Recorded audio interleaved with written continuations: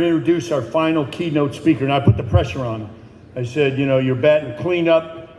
It's the bottom of the ninth, tie game. But I'm going to tell you, if anybody can do it, Mario Diaz can do it. I put my money on him. Unbelievable leader, and we're so fortunate to have him continuing to serve as Deputy Undersecretary of the Army. So he's the 21st Deputy Undersecretary of the Army. And as in that position, as the DUSA, as we call it, he serves as a principal civilian senior advisor to the Secretary of the Army and the Undersecretary of the Army.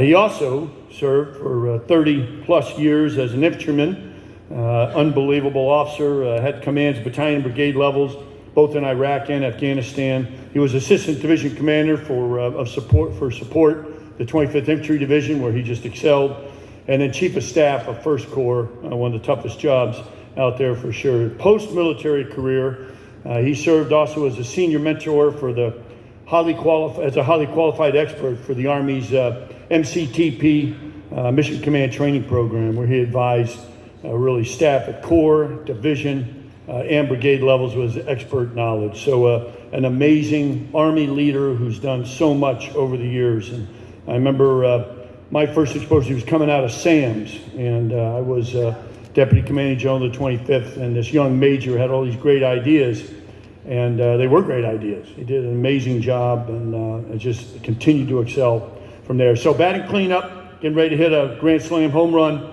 no doubt about it. Help me welcome Mario Diaz. I appreciate it. Thank you. All right, I'm going to do what everybody else has done, move the mic, and hopefully not have that in front of me. Well, no pressure, batting cleanup. I think the weather has allowed me to capture you all here, because sometimes as the last speaker, there's some trickling folks out, and before their flights, they're going to get one more opportunity on the beach. So a little divine inspiration to keep the weather focused, to keep the people here and all of you focused on the last aspect of this great symposium. Thank you, General Brown, for the kind introduction. Thank you for not reading the extended one that sometimes my team puts together, but my mother really appreciates. You've done some great things over your military career, but what you've also been able to do now as the president of our association is incredible, and you've taken it to the next level, so thank you so much. I look forward to being in Los Angeles for one of the next events later on this month. General Flynn, thank you for your leadership in Indo-Pacific, especially over the last decade. As General Brown mentioned, I got a chance to work for you and learned a lot. When they said, you're going to go work for Charlie Flynn, he is an action figure that will get stuff going. I said, action figure? And yes, for the time where I was one of your deputies, you put us into action. You have, over the past decade, guided our Army, our Joint Force, as well as OSD, to a much better understanding and appreciation of the impactful role that the Army can play in the Indo-Pacific. You've showed us the power of building and sustaining relationships, not only with our partners and allies, but across the entire community. Better than anyone, you have clearly and passionately advocated what the Army can bring to the Indo-Pacific, this joint theater, as you have reminded us so much. And if conflict unfortunately does come to this region, we'll look back on the time of your command as critical to setting the conditions for fully realizing multi-domain operations in a theater named after two oceans. So thank you for your leadership, sir. For me personally, it's an honor to be back in Hawaii. 7 total years serving in the 25th Infantry Division. I had, such deep roots of not only professional but personal relationships.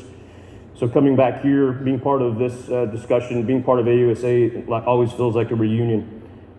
I want to say something that I think we need to acknowledge, though. Being here in Hawaii, being here amongst our families and our friends, and we don't get a chance to do it that often. We've spoken a lot about alliances and partnerships over the past couple of days, but one of the most critical alliance and partnerships that we've had enduring here, and specifically in our Army, is the relationships that we've had with our Hawaiian partners, our Hawaiian family, our Hawaiian leadership. Let me be very clear. There's no success in the Indo-Pacific strategy without the islands of Hawaii. This state, and I should also probably mention Guam, are foundational to all aspects of our national defense strategy. And I'm going to discuss that in a little future about the national defense strategy. But really, there's no multi-domain operations without Hawaii and Guam. The integration and co-location of so many unique joint assets has been highlighted. The realistic training and logistics capacity at scale that we can't replicate anywhere else, and the infrastructure, the communities, as I've addressed, that house and take care of our families. There's so much history here in Hawaii with our Army, and it's critical that we maintain those relationships and the capabilities and capacity here going forward. You know, we don't say it enough, but to our Hawaiian partners, friends, family, a heartfelt mahalo from our Army, and we continue to be part of this community. I also know that being last, that it's better to go short than go long.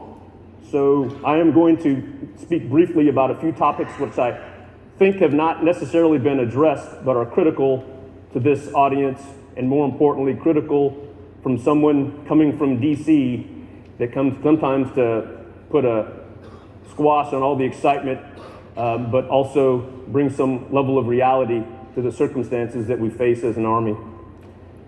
And after that, I'm happy to take questions, so again, I won't go too long. But this has been an incredible symposium, and frankly, a lot of the topics have already been addressed.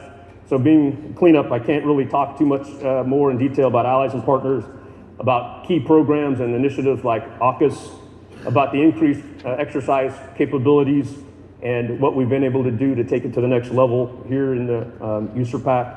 I can't really talk more and top what Young Bang did. We're talking about improved technologies and acquisition, the multi-domain task force, land-based fires. All these are great topics, and I wish I, could have been the first person to mention those. But probably if you kept a tracker of all those have all been ticked off multiple times. So what I wanted to focus on here, I think probably more appropriately, and during this keynote, is really how the Army and how best the Army, executing our constitutional service-centric Title X authorities, envisions the future, drives real institutional change, and achieves measurable milestones to fully realize multi-domain operations in the next generation. Our services, like all other aspects of DoD, executes, as I discussed, through the lens of our 2022 National Defense Strategy. And like those topics that I highlighted, a lot of them have already been addressed as part of our National Defense Strategy, kind of undergirding the three critical approaches that are discussed in that National Defense Strategy. The first one is integrated deterrence, and I know that that's been addressed numerous times during the conference. It's weaving together capabilities, working to field cutting-edge technology with our allies and partners. The second approach is campaigning, and that has thoroughly been realized, and we have really deconstructed a lot of the aspects of campaigning and sequencing military initiatives, closing warfighting vulnerabilities and capabilities, and doing that through a forward and continuous presence. What I'm going to address, and I don't think gets too much attention with the National Defense Strategy, at least on those first two approaches, they get a lot of the attention when we're talking about how we do things. It's the third component, which is building enduring advantage. And building enduring advantage is about people, it's about formations, it's about procedures, and it's about policy. Literally, it's about building and composing a future Army for the Army that we need and the Army that we can afford. Sometimes, again, that doesn't get as much attention as the first two. Now, we often view future in terms of what we desire. And sometimes that is an easy thing because it's aspirational. And this point right now, as a seasoned briefer, I would throw up the ubiquitous slide. I think Young Bang actually had it today, where he talked about all domains with icons in green and blue and red. It has, talking about high-tech capabilities. It'll have words like convergence and overmatch and all those types of things. Just so, put that slide up. I actually don't have it, okay? I'm not gonna have any slides. Because really, from my perch and where I work on a day-to-day basis, those aspirational visions are not what actually make a difference sometimes. Said another way, and what I've actually learned over the past 3 years as the Deputy Undersecretary, is we don't necessarily rise to the height of our stated goals and our visions. We unfortunately and practically often fall to the level of our systems, processes, and resources. Now, there's been a few examples of these great initiatives that we've tried to do over the past couple of years and what have been operationalized. Young Bang talked about the new Army software policy, which is critically important and is going to be changing the way that we work with industry. It's going to have immediate impacts on the way that we field our our capacity and take care of those scarce resources. We've also have other policies that I'm sure you're aware of, especially those in the Army, that are command assessment policy and lots of other ways that we're changing the way that we do business to build enduring advantage.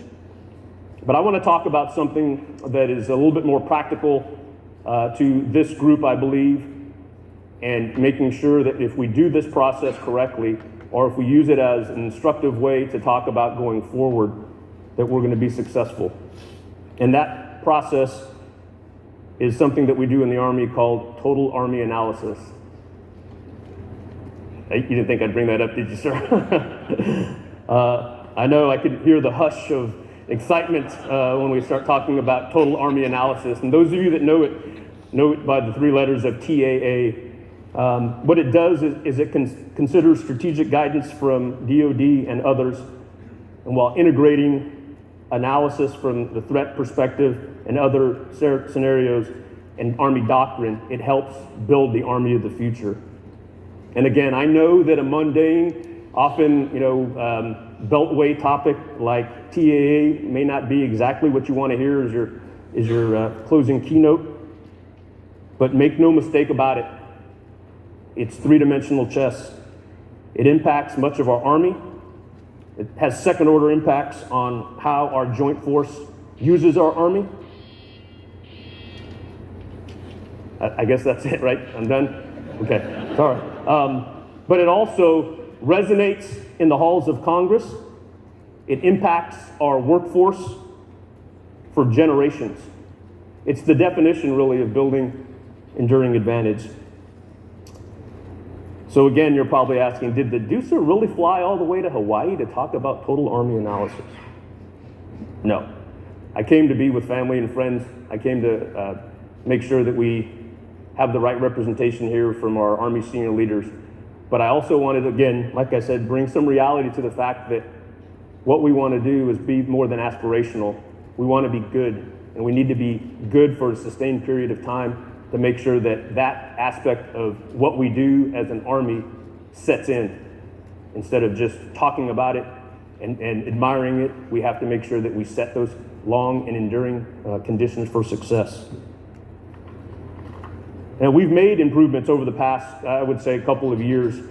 And I think it's based on a lot of aspects of not just process and procedures, but personality, having the right leaders in the right place at echelon, from the theater Army down to our divisions, our relationships with our allies and partners, and making that be something that it's fire in the bottle when we catch it, and arguably even all the way up through our institutional Army and our senior leaders in uniform and in the civilian side. We have the right team together. But it's, like I said, a fire in the bottle, and if we don't institutionalize a lot of aspects of what we need to do, then we will miss this opportunity to make it stick, and we will slide back in certain areas. We must communicate more effectively, not just internally, but often, again, to OSD and our joint partners, to the other services, and I want to talk about that a little bit at the end as well. We need to do and have a better outreach and understanding to our combatant commands, to Congress, to industry, to academia, to the press. If we mess any of those up, we can lose this small momentum that we have and this feeling like the Army is finally getting what needs to be gotten in not only in terms of our theaters, but in our industrial base and working with our allies and partners to show measurable change across the globe. So while TAA considers a large amount of information from our forces, it's largely a top-down approach. And it is one of those procedures that takes and we measure in terms of success over the future years defense program, often multiple fight-ups that we not only plan and program, but implement the changes associated with TAA. But that's the way we make things go from the current state to the future state and do it in a way that's fully integrated. And again, if we mess any aspect of that up, we will have resourced a lot of capabilities in an area or with capacity that we don't necessarily need it anymore. So the analysis and the way that we do this is critically important. On the opposite end of the spectrum of this long-term approach to the way that we build an enduring advantage is really something that we have started doing and taking some bottom-up refinement from Indo-PACOM, from what we are seeing here in USERPAC, and it's a more rapid approach, and it's being dubbed now by the Chief of Staff of the Army as continuous transformation. Now, I don't want to get ahead of the Secretary and the Chief because they're going to really put this out in great detail, because continuous transformation and really the more immediate aspect of transformation and contact is something that in the near term adjusts for and allows for very fast, rapid change, whereas I described with total Army analysis takes so many years to affect change and structure and measurable capacity. With transformation and contact, we're going to do it within the year of execution. We're going to try to incorporate it into a planned approach to give us a lot more latitude within each year of execution, to take advantage of what we see on the ground, to take advantage of emerging technologies, whether it's in the software side or the hardware side, and then implement that change as rapidly as possible. And then have the structure fixed along the way with our total Army analysis, so we have the best of both worlds in those approaches. Needless to say, though, we have to continue to learn, and we have to continue to watch the operational environment. The relative speed at which we're observing those lessons in Ukraine is something that we have to not only catalog and then prioritize. We have to take it into account of, as others have mentioned, how do we interpret this in terms of an offensive capability or a defensive capability? Which one do we need to prioritize? We're seeing what happens when a regular band of rebels, the Houthis, have been able to impose measurable costs on the global economy by threatening the trade routes through the slots and also the Red Sea. So how do we take advantage of what those lessons are and apply them rapidly and put them into our structure? Now, unfortunately, these constructs and concepts are only effective as the systems and capabilities that I described. As we have to continue to look at the ways to optimize tactically and over the operational spectrum, fortunately, Army senior leaders must balance these challenges with a relatively flat budget.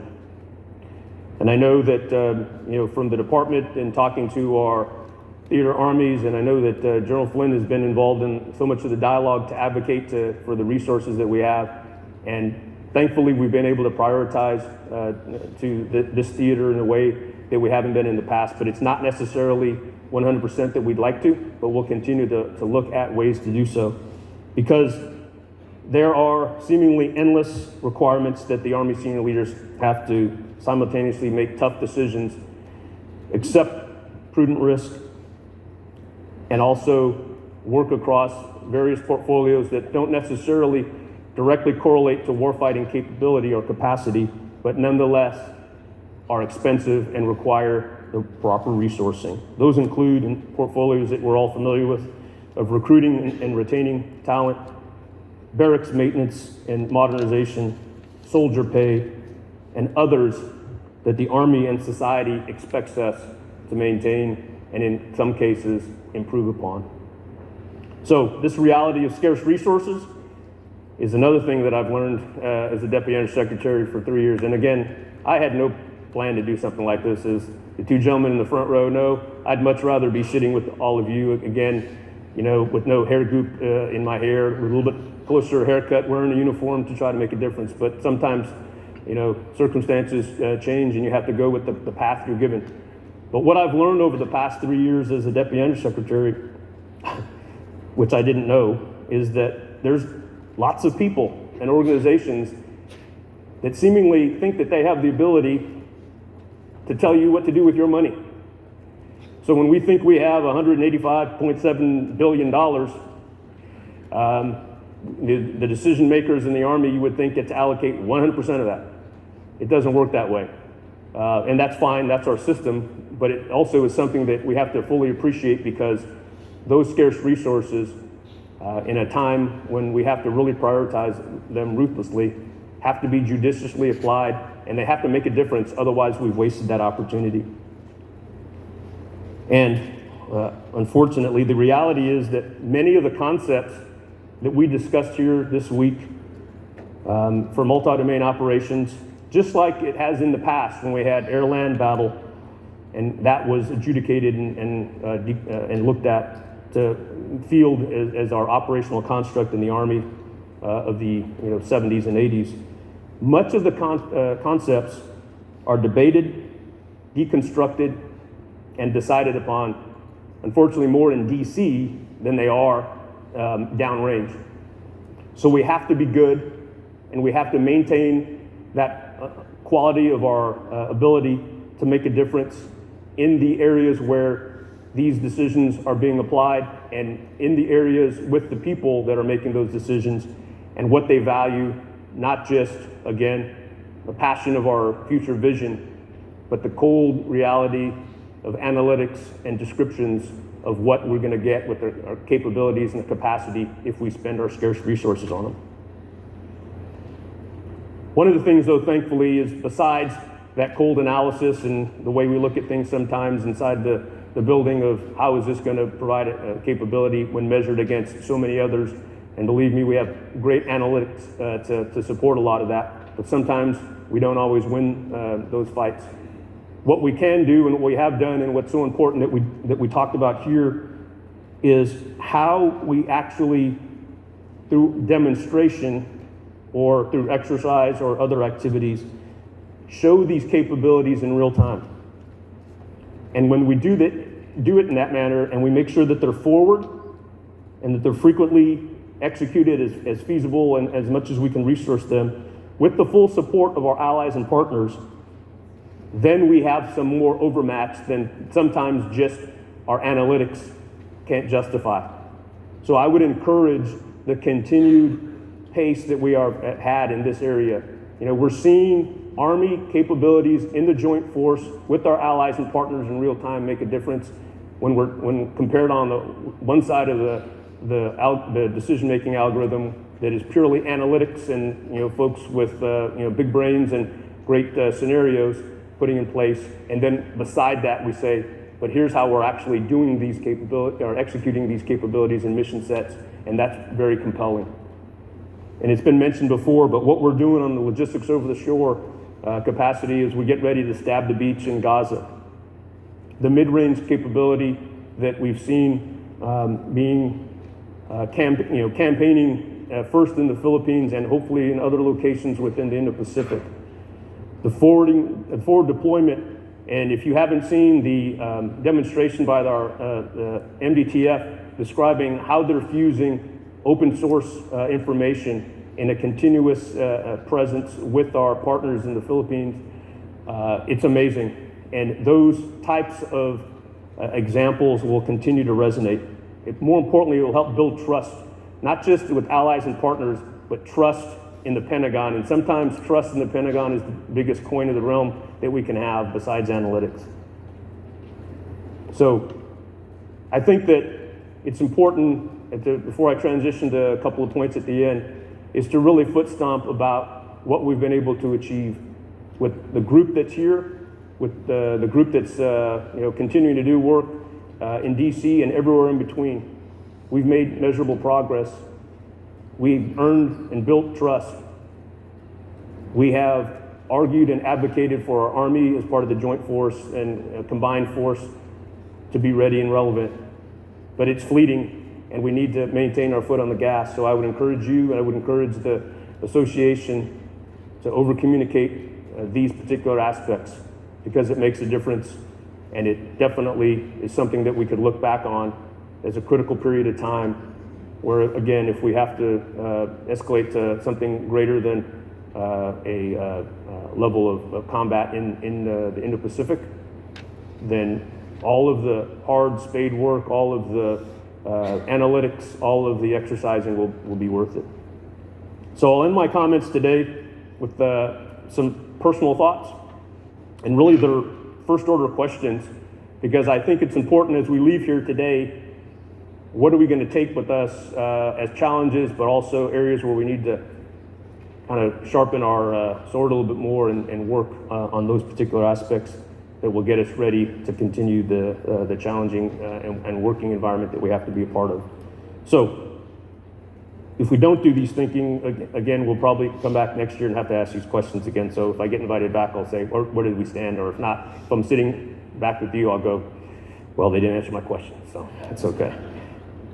First, as a member of the Joint Force, the Army, I believe, should conduct more deliberate and frequent planning with the U.S. Air Force. I'm sure it was great having you here today in your capacity. The Army has to, though, I think, really reconcile and work with the Air Force at the micro level with the staffs and with the planners to deconstruct and figure out what our role is going to be as part of the Air Force's Agile Combat Employment concept. I think we've talked around it, and hopefully, sure, there's been some dialogue here in the Indo-Pacific, but we need to make sure it's elevated at the strategic level within the services, talking Army to Air Force talks, and make it something that we focus on, because it will no doubt have impacts on force design, doctrine, training, and equipping. So what will that unit of action look like that works with the Air Force as part of the Agile Combat Employment? Is it an MDTF with some extended and improved ground maneuver and air defense capabilities?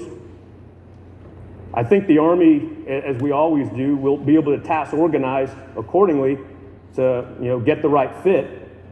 But I would argue that if we have to do that in crisis, it's too late.